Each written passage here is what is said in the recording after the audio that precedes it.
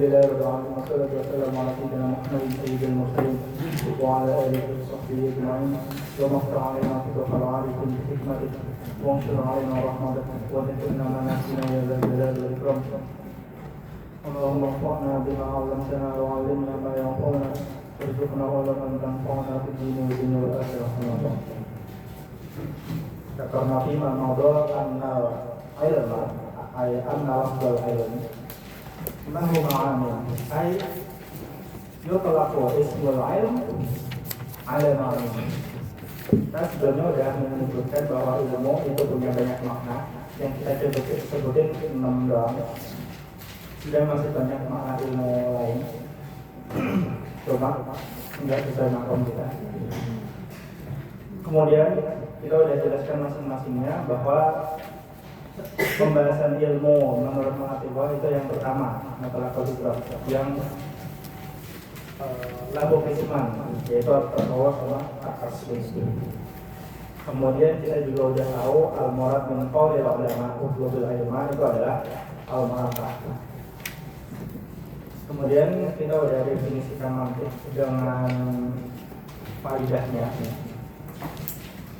Dia adalah ilmun ta'asimu mura'atuhu al-jibna adalah kota berfikir. Ilmu di situ bisa kita alihkan maknanya ke tiga, antara masail, hidrofil al-masail atau al-marafah. Tapi yang paling ansab itu adalah yang al-masail. Dari mana al-masail juga kita tahu bahwa setiap ilmu itu adalah berupa pernyataan-pernyataan yang membutuhkan adillah, ya kan? Karena masail atau itu adalah qadiyah, hamliyah, qadiyah, mujabah, dan qadiyah. Itu akan kalian ketahui ketika udah selesai pembahasan qadiyah nanti. Berarti setiap ilmu itu punya dua tanggung jawab. Pertama adalah tanggung jawab secara tasawwur, yang kedua adalah tanggung jawab secara tasbih. Tanggung jawab secara tasawwur itu maksudnya adalah at-ta'rif. Kita sebenarnya sama para ulama itu dilatih sebelum kita membahas sesuatu, kita harus tahu apa definisinya dulu. Baru setelah kita tahu definisi masing-masing dari pembahasan yang ada di masalah tadi, kita bisa mentasbihnya dengan adillah. Itu tanggung jawab secara tasbih.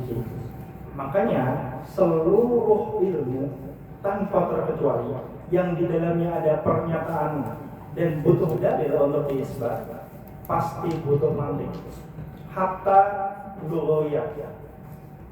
Kamu setelah belajar mantik, kan kamu udah belajar nahwu sarf. Nanti setelah belajar mantik, coba belajar nahwu lagi. Kalian akan mendapati diri kalian berbeda. Asik. Karena dari awal pembahasan jurumiyah aja, Ibnu Al-Jurum ngapain? Qala al-musannif rahimahullah ta'ala al-kalamu huwal lafzul murakkabul mufidu. Itu lagi ngapain? Mentakrif. Lagi mendefinisikan. Pembahasan tentang definisi itu dibahas di mantik.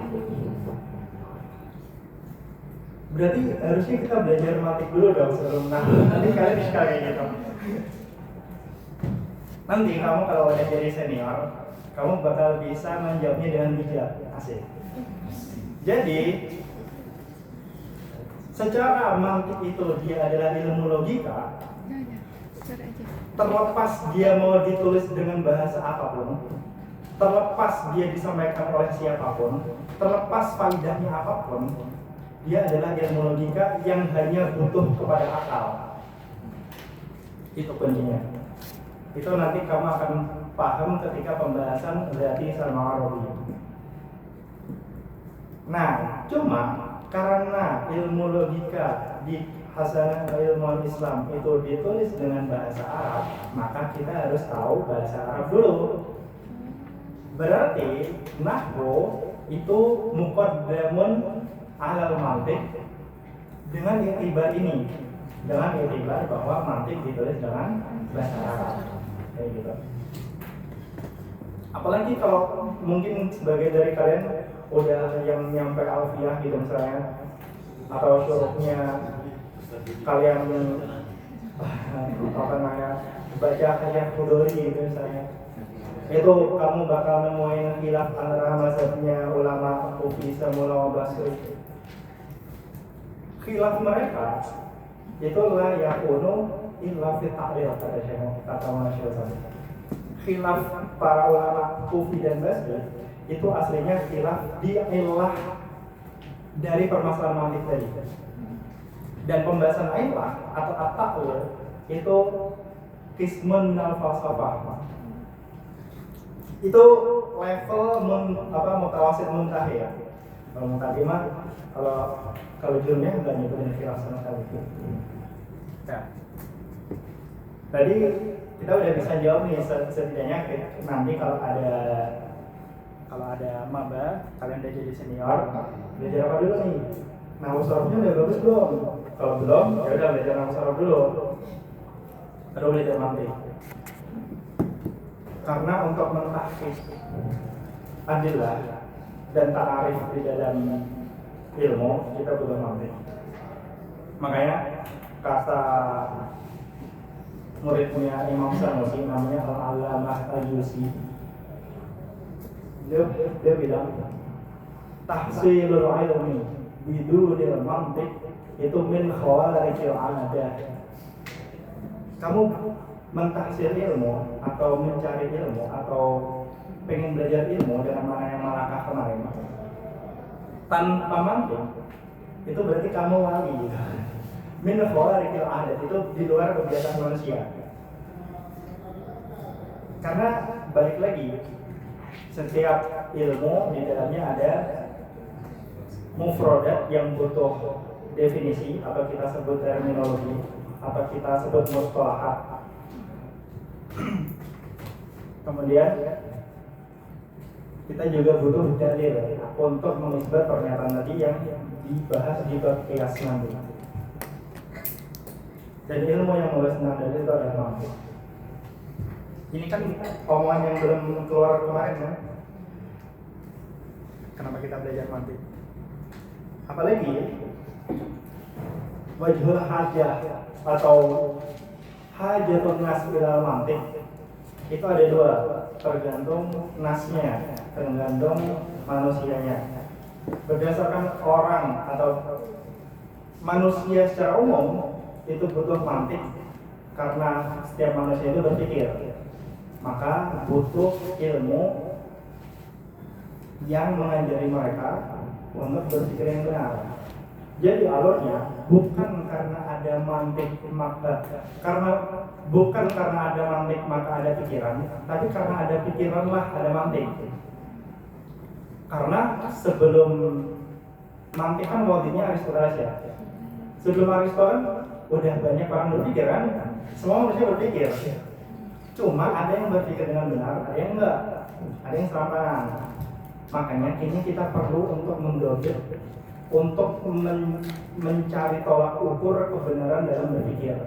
Maka lahirlah mantik. Kalau mau ngomongin tarifnya, sebenarnya kalian bisa baca buku yang lebih banyak ya untuk ngomong sejarahnya, karena kalau kita ngomong sejarah doang sayang. Singkat cerita, jadi kalau kita ngomongin, kita nggak mungkin terlepas dari ngomongin filsuf kalau ngomongin mantik ya. Filsafat era sebelum Socrates itu membahas tentang alam, disebutnya filsuf naturalis. Yang mereka itu pembahasannya alam. Alam ini dari apa ya? Ada yang ngomong dari air, ada dari 4 unsur pertama yaitu air, api, udara, tanah, jadi eng ya. Ada macam-macam. Barulah pas masuk era Socrates, di situ ada kaum yang disebut kaum sofis, yang mereka itu mengaku sebagai ahlul hikmah, tapi mereka bermain dengan lafaz-lafaz untuk mengelabui manusia di situ. Dan menurut orang-orang awam waktu itu di Yunani itu keren banget mereka, karena mereka menghadirkan istilah-istilah yang tinggi, langit, habis itu dengan itu mereka mudah terperdaya gitu, dan dari situlah mereka mencari manusia mereka. Nah, karena Socrates waktu itu melihat kekacauan ini, akhirnya si Socrates lagi, Bapak Socrates ini kerjaannya keliling pasar, nanya, ini maksudnya apa? Terus dia jelasin, kalau kayak gini kenapa? Kayak gini karena sampai dia nggak bisa jawab lagi. Dan situlah ketika kita mau mencoba untuk mendobrak dogma yang selama ini kita yakini tanpa berpikir gitu. Kamu kalau mau menguji keyakinan kita, tanyain kenapa. Dari situlah akhirnya muncul ilmu kalam gitu, untuk mengisbat Tuhan. Nah, cuma era Socrates ini dia nggak nulis apapun. Cuma dari situ ada satu kalimat terkenal dari Socrates, yaitu hadithu al-faldokum, yang nanti akan menjadi pembahasan di dalam mantik, yaitu al-had. Al-had adalah ta'rif, definisikanlah perkataanmu. Karena kayak kemarin ilmu, satu lafaz punya banyak makna. Itu kadang orang salah dalam memaknai gitu. Ilmu yang kamu maksud yang mana? Bisa kalian aku tanya. Kias itu pembahasan mantik bukan? Gimana kalau aku bilang bukan? Karena dia pembahasan usul fikih. Gitu, makanya hadithu al-faldokum. Kias maksudnya apa? Apakah kias tamsil yang ada di usul fikih atau kias yang maknanya burhan yang ada di mantik gitu. Kan kemarin kita udah latihan dengan apa ilmu. Semua ilmu tuh ilmu, tapi nggak semua ilmu gitu. Nah, bahkan di banyak syarah Imam Ghazali itu kan bilang man lam ya'rif al-mantiq itu adalah ifata lahu ilmihi atau ilmihi. Orang yang nggak paham mantiq itu nggak ada kesikohan atau nggak dipercaya dalam keilmuan. Karena bagaimana bisa dia menguasai sebuah ilmu tapi nggak paham bagaimana cara berpikir di dalamnya gitu. Yang semuanya di dalamnya ada ta'rif dan dalil. Nah, maka wajibul hajah yang kedua tadi kan menurut semua orang ya.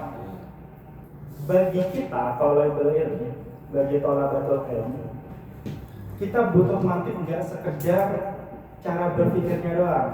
Kita butuh mantik karena sejak Imam Ghazali sampai ke bawah, sampai sekarang kitab-kitab para ulama, kitabnya mutaakhirin dari itu dikunci sama para ulama dengan mustalahat, dan mustalahatnya itu adalah mustalahat mantik. Maka dari sini mantik udah jadi bahasa. Kamu akan mendapati banyak tempat, banyak syarah, banyak buku-buku kitab-kitab akan bilang hadza jinsun fi ta'rif, hadhil qadiyah nadhariyah, la usallimu hadhil qadiyah, dan seterusnya. Itu semua adalah masalah-masalah mantik. Bahkan di pertemuan kemarin kita nggak bisa jelasin masail karena kita belum tahu mustalahatnya.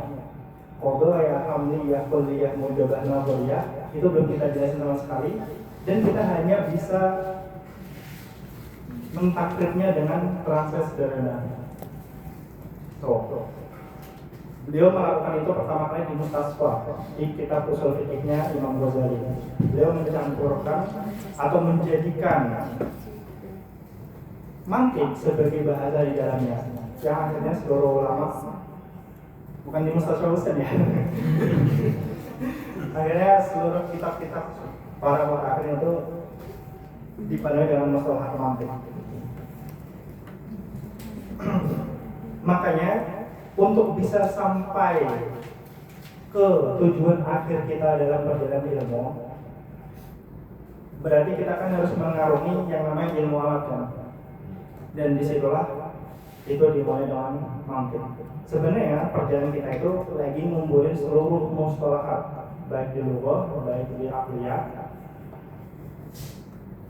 dan yang akhirnya tujuan kita adalah tafsir dan hadis muarad. Berarti wajhul hajah lana, maksudnya adalah thalabatul ilm, itu adalah kita butuh mustalahat mantik di dalamnya.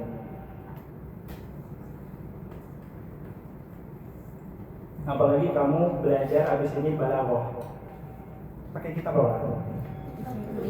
Berarti ilmu bayan ya. Ilmu bayan kamu akan merasakan banget ketika pembahasan al-isti'arah itu terjadi menjadi asliyah sama tabaannya.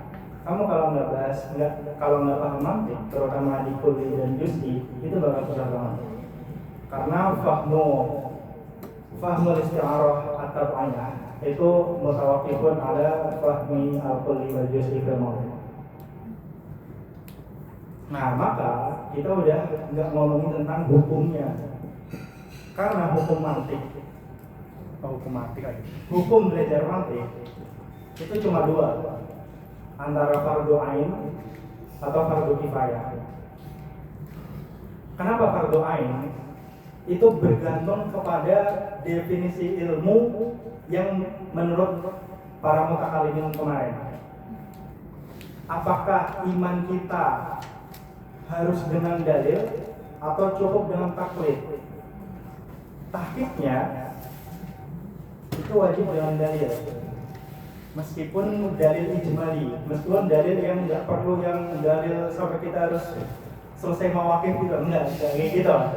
Yang penting kita tahu nih, misalnya semua yang selain Allah kayaknya hadis gitu, karena dia mutabayyir. Terus semua yang hadis itu pasti butuh pencipta. Nah, maka alam itu pasti butuh pencipta. Itu udah cukup. Cuma untuk mengetahuinya secara detail dan komprehensif itu pasti butuh ilmu yang membahas itu secara detail kan? Dan ilmu itu adalah mantik. Dari situlah akhirnya sebagian ilmu mantik itu jadi fardu ain. Atau kalaupun cukup dengan taklid, maka nazar di situ atau fikr atau tartibul adillah itu jadi gak wajib, karena cukup dengan taklid udah.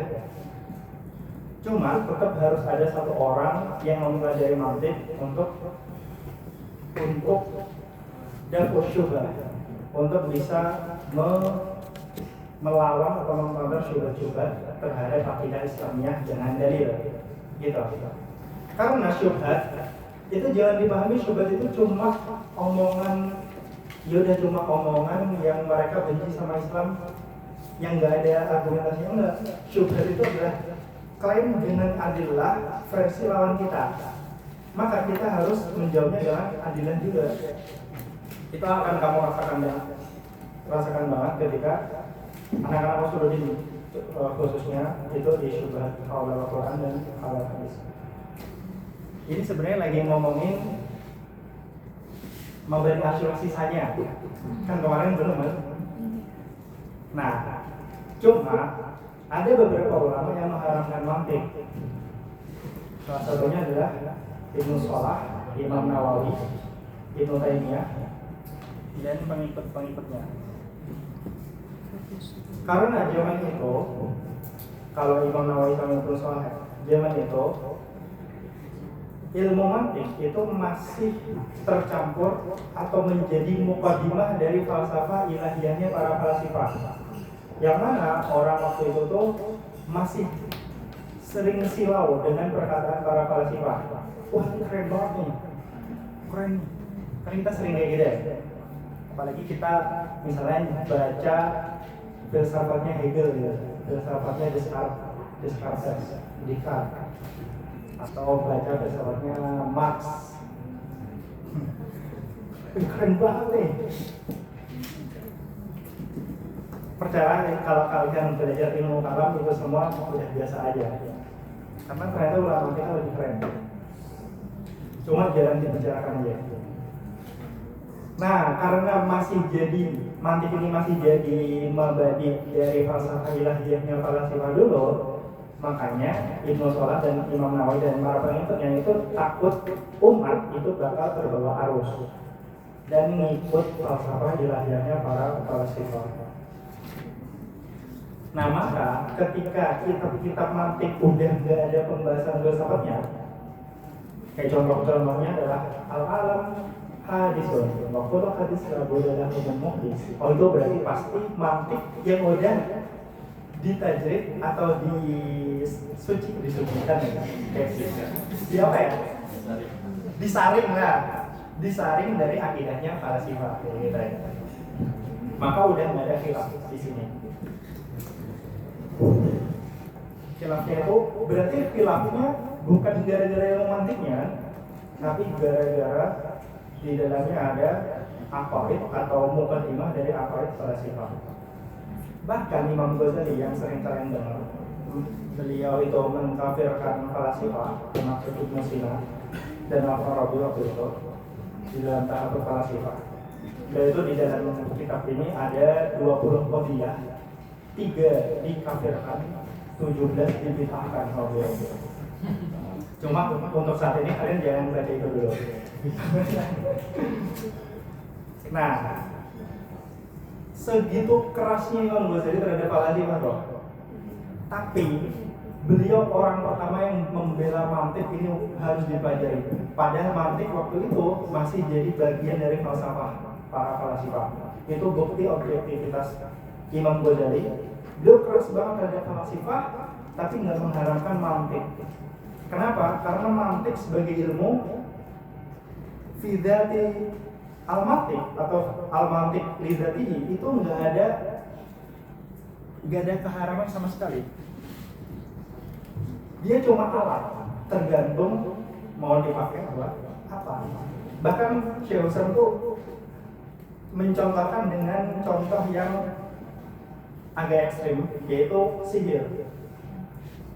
Ilmu sihir fidatihi atau maksudnya kita melihat ilmu sihirnya, dia cuma ilmu pengetahuan doang. Isinya cuma hukum-hukum doang yang ternyata mungkin beberapa sesuai dengan realitas, sesuai enggak. Nah, cuma untuk apa ilmu ini baru itu yang dihukumnya haram. Dan karena orang yang belajar ini akhirnya nanti bakal atau sebagian besar pasti terjerumus, maka akhirnya diharamkan gitu. Nah, berarti hukum beres ya. Hukum mempelajari mantik ketika dia udah mujarradun al-aqaid al-falsafiyah itu udah nggak ada khilaf lagi. Kalau ngomongin wadihnya, berarti ilmu mantik itu sebenarnya bukan dimulai dari Aristoteles, mulainya dari Socrates dulu, meskipun dia belum nulis apapun gitu ya, tapi dia udah memprakarsai pembahasan tentang definisi apa. Kemudian di zaman Plato, kita muridnya Socrates juga. Zaman Plato, beliau itu melihat ada urgensi tentang al-aqsam, taksim atau klasifikasi.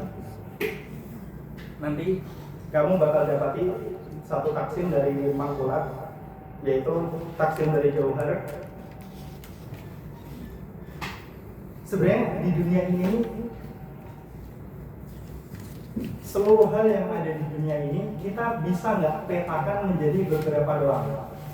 Ternyata falsafah nemuin, atau di sini pada sejak Plato nemuin ada 10 hal paling umum yang ada di dunia ini, sehingga apapun yang ada di dunia ini itu bisa masuk 10 kategori ini. Dan aksam itu maksudnya juga tasawwur, tarif, kemudian al-aqsam. Baru pas zaman Aristoteles beliau menyempurnakan dengan pembahasan al-qiyas. Dan beliau juga sebagai wali. Tolak ukur seseorang dijadikan wali suatu ilmu itu adalah ketika dia bisa menulis seluruh kaidah yang ada di satu ilmu dari awal sampai akhir, usul dari ilmu tersebut atau masalah tadi, tanpa tercampur ilmu yang lain. Akhirnya dijadikan satu buku mustaqil di ilmu tertentu. Contoh, Imam Syafi'i menulis risalah, akhirnya beliau dinobatkan sebagai wali dari usul fikih. Padahal usul fikih ini sebenarnya udah bisa kita dapati di muwatta'nya Imam Malik. Cuma karena muwatta' itu lebih dominan hadisnya dan enggak usul fikih tok gitu ya. Takut. Akhirnya bukan beliau wali dari usul fikih, wali usul fikih adalah Imam Syafi'i.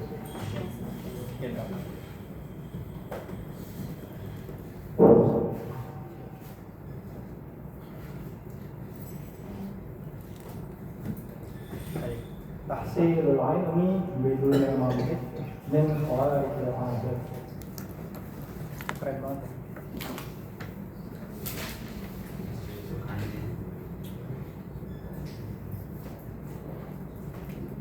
Dan karena tadi mantik itu cara berpikir, mantik itu adalah alat untuk masuk ke falsafahnya para falsafah. Falsafah atau filsafat, philo dan sofi. Itu kan artinya muhibbul hikmah, pecinta hikmah, pecinta kebijaksanaan. Dan falsafah ini banyak didefinisikan, salah satunya adalah oleh Syekh Ar-Rais Ibnu Sina. Falsafah adalah takmilun nafs al-basyariyah bil ulum an-nadariyah wal amaliyah bil fadl tawaf al-basyariyah. Ini sebenarnya maklumat enggak perlu. Cuma aku kasih gambaran doang. Para filsuf itu merasa dirinya itu bisa mencapai kesempurnaan, maksudnya ada dalam koridor manusia ya, itu dengan bahasanya takmilun nafas, melengkapi jiwanya dengan ilmu. Makanya dengan ilmulah para anbiya itu muqaddamun ala al-malaikah. Ketika Nabi Adam mengajari al-asma kepada malaikat. Dah, ceramahnya udah ya. Oke, kita lanjutin das kemarin. Sebenarnya ini lanjutan das kemarin. Karena kemarin kan kita fokus sama teori ya. Kemarin kita udah definisiin ilmu mantik. Kita ada ya. Jangan mantiknya ini udah ini lah. Ya kan? Amfikar. Amfikar ada tartibu.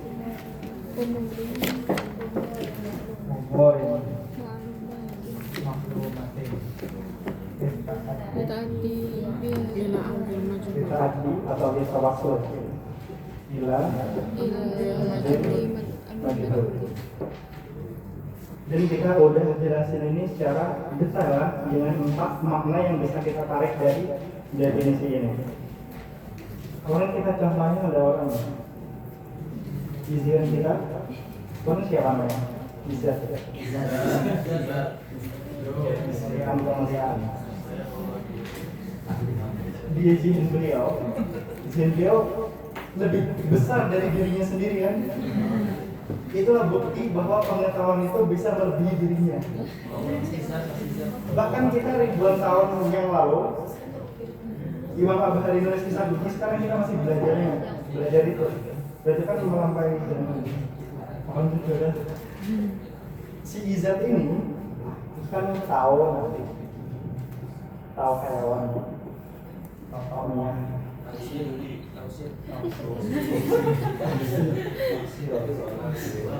ayam menggoreng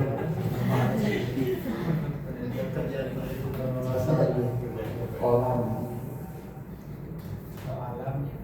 abayir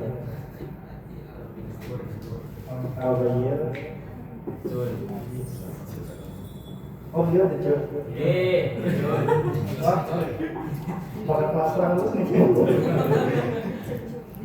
kan yang megang yang cepat selalu.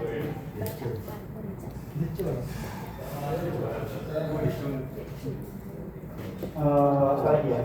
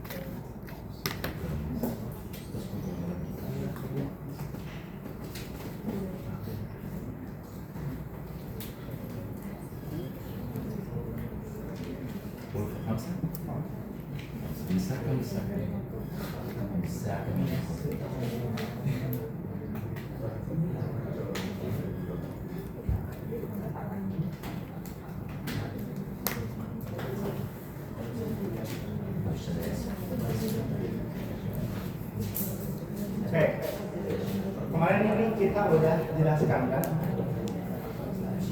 Kemudian ada jenis lain daripada vektor yang belum kita jelaskan. Ini melengkapi yang kemarin. Berarti kemarin misalnya dia belum tahu apa itu UV gitu kan. Tapi dia punya maklumat tentang musang, ekor, 9 anime, Naruto. Nah ini. Dia dari apa itu QB? Dia mengerti maklumat yang dia punya, musang, ekor, musang, ekor, 9 di anime Naruto. Semua ini ditartib jadi satu surah, yaitu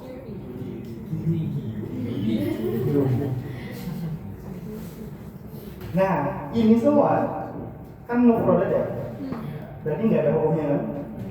Maka ini namanya adalah umur maklumah tasawwuriyah. Maka kita yang lagi kita lakukan sekarang apa? Tartibu umurin maklumatin tasawwuriyatin. Lita'adi ila amrin majhul tasawwuri. Untuk mencapai sesuatu yang masih majhul yang bentuknya tasawwur.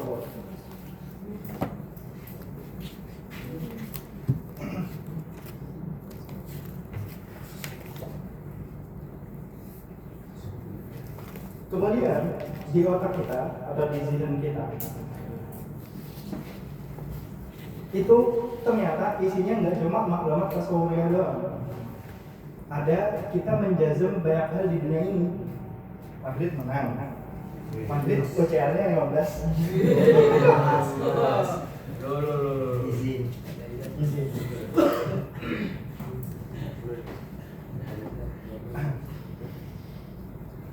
AE jago. Gak ada ya? Gak ada yang lihat ya? Untung gak ada. Apa itu? Nah, banyak hal yang kita jazm di dunia ini. One Piece anime paling bagus di dunia ini. Nah, misalnya kayak gitu. Apapun lah. Salah satu hal yang kita jazm itu adalah al-alam mutaghayyir. Misalnya ada yang nanya, misalnya si Izat ini nanya, al-alam apakah dia hadis? Adalah alam hadis. Kemudian si orang yang ditanya, siapa nih? Mufti.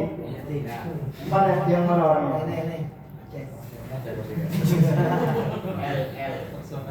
L apa dia?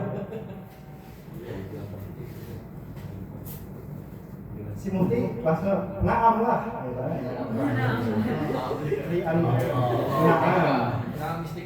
Di an-nahu mutaghayyirun. Dia punya maklumat yaitu al-alam mutaghayyir. Oke, alam mutaghayyir terus kullu mutaghayyir hadis.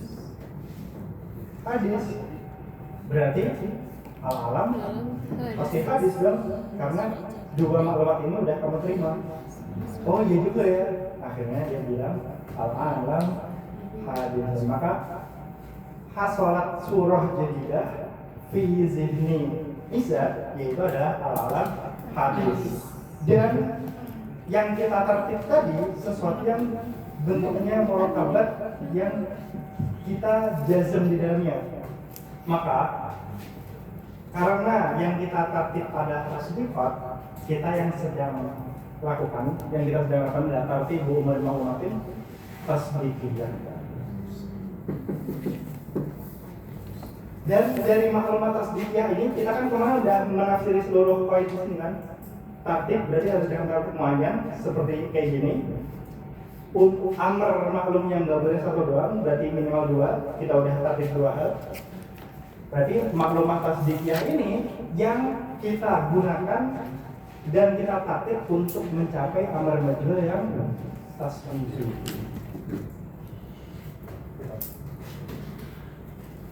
Bisa. Dan ketika di mentartib ini, yang ini nanti akan kita sebut dengan kias, yang paling menentukan itu adalah yang namanya hak kuasa. Ini saya dulu aja. Sesuatu yang terulang di dalam dalil kita. Misalnya, kamu sekamar 3 orang, misalnya baru dua orang, kurang 1 misalnya kan. Terus ada anak baru masuk ke kamarmu melengkapi. Terus ternyata di saat yang bersamaan duitmu hilang. Duitku hilang. Lalu si anak baru ini datang, maka anak baru inilah yang nyuri. Kan kacau banget kan? Maka itu adalah konklusi atau natijah yang kita hasilkan dari prasangka kita atau emosi kita. Karena kita lagi emosi, lagi naik, semuanya dituduh. Karena di dalamnya nggak ada kepastian. Nah, urusan mantik-mantik itu adalah kepastian yang kita dapatkan dari sebuah klaim. Oke, yang pasti-pasti aja. Nah, contoh ya, misalnya, contoh mentartib maklumat tasdikiyah yang kita sebenarnya nggak terasa. Misalnya kamu sama-sama jadi panitia di kurban. Biasanya kan maba ya panitia kurban. Kalau diingat-ingat, ngapain ya dulu. Nah, terus kenalan tuh sama teman. Nah, terus kan sebelum penasaran dong kita di save apa enggak nomornya. Tadi kita udah nge-save duluan. Cuma nggak ada kontak aja.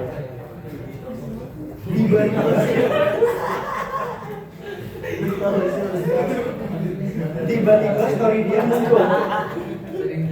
Tiba-tiba storynya muncul. Maka kita pasti sepersekian detik akan menantijakan berarti dia nge-save nomor kita balik kan? Kenapa? Karena sebenarnya ada sebuah tartib maklumah yang nggak kita sadari, yaitu apa? Dia nge-save nomorku, dan semua yang nge-save nomorku balik itu pasti muncul story-nya di SW gitu kan. Maka dia cuma itu kan nggak kerasa gitu kan, nggak kerasa. Misalnya,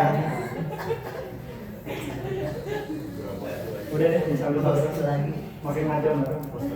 Nah, berarti udah mulai terbentuk kan alertnya. Jadi tartib umur maklumah kita ada kalanya tasawwur ya, yang untuk mencapai majhul tasawwur.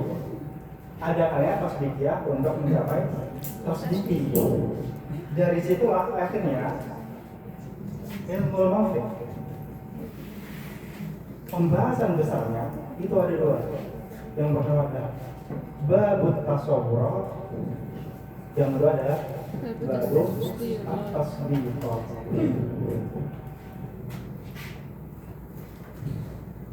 Maka seluruh pembahasan mantiq itu dikunci dengan definisi fikr.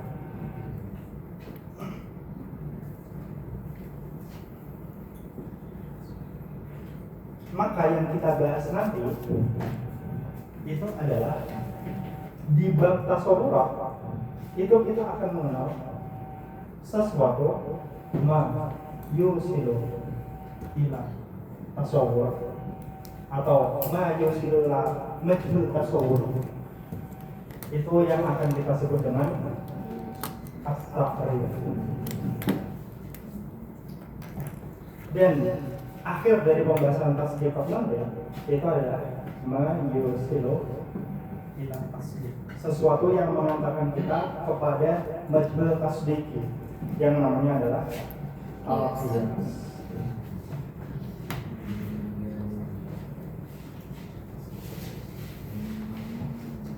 Berarti kita di dalam mantik, oke, kita pembahasan pertama kemarin membuka dalam pembahasan tasawwur dan tasdid.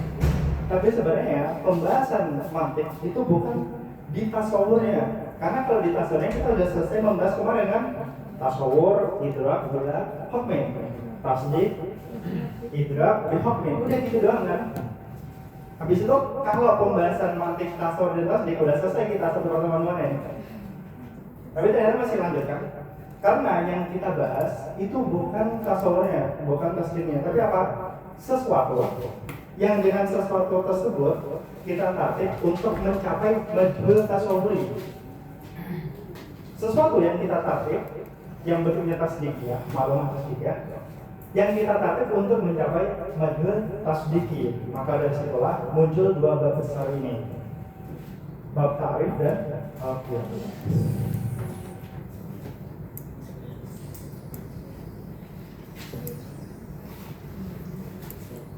Ternyata kalau kita lihat kias, ini kan kias ya, nanti al-alam mutaghayyir wa kullu mutaghayyir hadis, nanti dia orang hadis. Ternyata ini adalah kias. Ternyata kias ini membutuhkan dua komponen di sini. Kalau kita lihat di sini itu ada komponen pertama yaitu al-alam mutaghayyir. Komponen kedua adalah al-alam kullu mutaghayyir hadis, yang